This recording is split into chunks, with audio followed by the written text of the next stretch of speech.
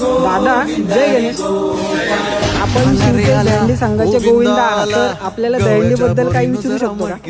पहिला प्रश्न, आपल्या संघाची स्थापना कधी आणि कशी झाली? आपल्या संघाची स्थापना सन 2002 साली झाली। सामाजिक कार्य करण्याच्या उद्देशाने आपल्या संघाची स्थापना झाली। पुढचा प्रश्न, आपण दहीहंडी फोडताना जे थर उभारतो ते नक्की कसे उभारतात? दहीहंडी फोडताना म्हणजे आपण दहीहंडीच्या दिवशी डायरेक्ट आपण चढून फोडत नाही, आपण त्याची सराव ज्याला प्रॅक्टिस म्हणतात ती 1 महिना आधीपासून सुरुवात करतो। आपण पहिलं 10 दिवस सरावात मुलांचे खांदे आणि त्यांचा वजनाचा स्टॅमिना पहिलं सेट करून घेतो।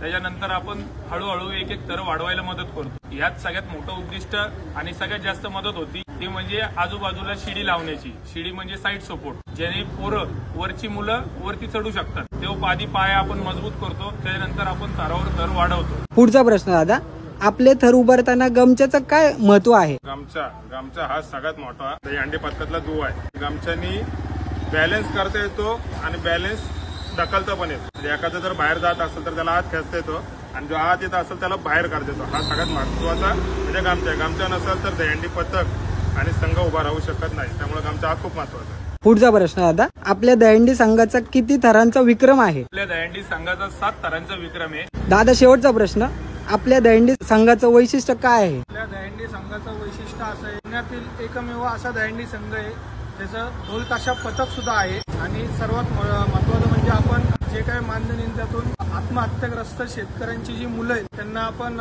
शालेय साहित्य आणि जीवन आवश्यक वस्तू तसंच रक्तदान शिबिर, आरोग्य शिबिर, शिवजयंती आणि बाकीचे वर्षभराचे उपक्रम राबवत असतो। धन्यवाद दादा, जय गणेश।